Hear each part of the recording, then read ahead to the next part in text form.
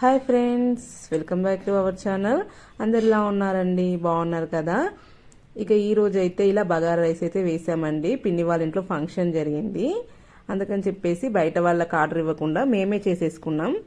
చాలా తక్కువ మంది కదండి, అందుకని చెప్పేసి ఒక 10 kg రైస్తో ఇలా అయితే చేసేసాము. చూడండి, చాలా బాగా వచ్చిందండి. సేమ్ మనం బయట ఆర్డర్ ఇస్తే ఎలా చేస్తారో అలాగే వచ్చింది. అందుకని చెప్పేసి ఈ వీడియో అయితే మీకు కూడా యూజ్ఫుల్గా ఉంటుంది కదా అని చెప్పేసి షేర్ చేస్తున్నానండి.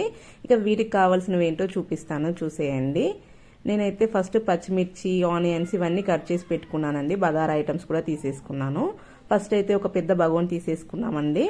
అందులో ఆయిల్ అయితే రైస్కి సరిపడా వేసేసుకోండి. అందులోనే పచ్చిమిర్చి, బగారా ఆకు, బగారా పువ్వు ప్లస్ దాల్చిన చెక్క ఇవన్నీ ఉంటాయి కదండి మసాలా ఐటమ్స్, అవన్నీ వేసేసుకొని మంచిగా కలిపేసుకోండి. ఇవన్నీ మంచిగా ఫ్రై అయ్యేదాకా మంచిగా కలుపుకోవాలి.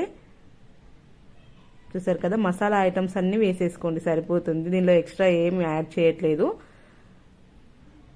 మేమైతే ఇది 10 kg రైస్ అయితే వండుతున్నామండి. చూసారు కదా, ఇందులో కొంచెం సాల్ట్ కూడా యాడ్ చేసుకోండి.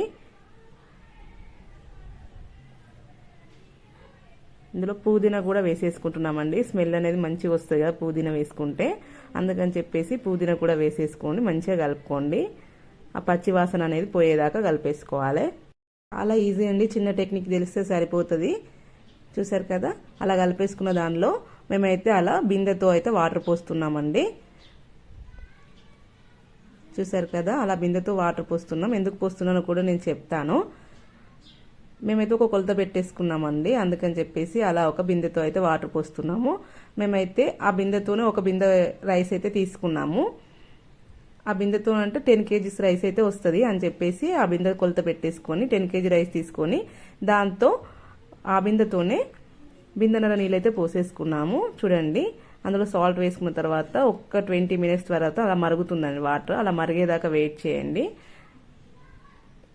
ఇలా కొన్ని ఎసరైతే పక్కకు తీసి పెట్టుకోండి, ఎందుకంటే తక్కువ అయితే పర్లేదు, ఎక్కువ అయితే మెత్తగా అయిపోతుంది కదా, అందుకని చెప్పేసి కొంచెం వాటర్ అయితే పక్కకు పెట్టేసుకున్నాం. ఫస్ట్ మనం బియ్యం నానబెట్టేసుకోవాలి. ఆ బియ్యాన్ని అందులో అయితే యాడ్ చేస్తున్నామండి. బియ్యాన్ని ఒక 20 minutes ముందే నానబెట్టేసుకున్నాం మేమైతే.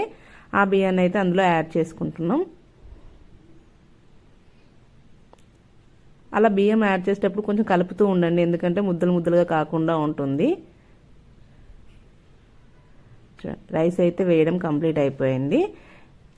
మొత్తం అలాగే కుమ్మరిస్తే ఏంటంటే వాటర్ ఉండిపోతుంది కదా, కాబట్టి చేతులతో తీసుకుంటూ వేసుకోండి. ఎక్స్ట్రా వాటర్ అనేవి రాకుండా ఉంటవి.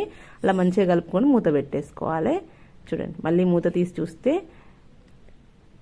మధ్య మధ్యలో అలా మూత తీసి కలుపుతూ ఉండండి. నేనైతే కలుపుదామని ట్రై చేస్తున్నా, ఇక అదైతే కదులుతలేదు అసలే. ఆ గరిటె అంతా చాలా బరువు ఉంది అది, అందుకని మా తమ్ముడు అయితే కలుపుతుండు. మా తమ్మునికి ఇచ్చి కలుపుమని, ఇక వాడైతే మస్తు ఈజీగా కలిపేస్తుండగా నాకైతే అసలు అంటే బరువు చాలా బరువు ఉంది అది, కాబట్టి నాకు కలిపొస్తలేదు. చూడండి, అలా అయితే మంచిగా కలుపుకోవాలి, లేకపోతే మొత్తం అన్నం అనేది మెత్తగా అయిపోతుంది. అలా అని ఊకే కూడా కలపొద్దు, అలా కలిపేసి వదిలిపెట్టేసేయాలి కాసేపు తర్వాత. నేనైతే మీకు చూపిద్దామని చెప్పేసి అలా కలిపిస్తున్నా అంతే. అన్నం అంత ఇచ్చకపోతుంది లేకుంటే. మధ్య మధ్యలో అలా కలుపుతూ ఉండండి. చూడండి, పర్ఫెక్ట్గా అయిపోయింది. ఎసరు మనకు ఎక్కువ కాలేదు, తక్కువ కాలేదు, కాబట్టి మనం ఎసరు అనేది ఏం యాడ్ చేసుకోవాలని అవసరం లేదు. అలా బయట వాళ్ళతో కాకుండా మనమే ఈజీగా చిన్న చిన్న ఫంక్షన్స్ అయినప్పుడు ఇలా ఇంట్లో రెడీ చేసేసుకోండి. చూడండి, అలా అంతా మంచిగా అనేసుకొని మూత పెట్టేసుకోండి. ఒక 5 minutes తర్వాత తీస్తే చూడండి ఎంత బాగుందో. మీకు కింద మాడిపోయినట్టు అనిపిస్తే ఏమన్నా అనిపిస్తే కింద ఒక పెంచి కూడా వేసేసుకోండి బగోన్ కింద.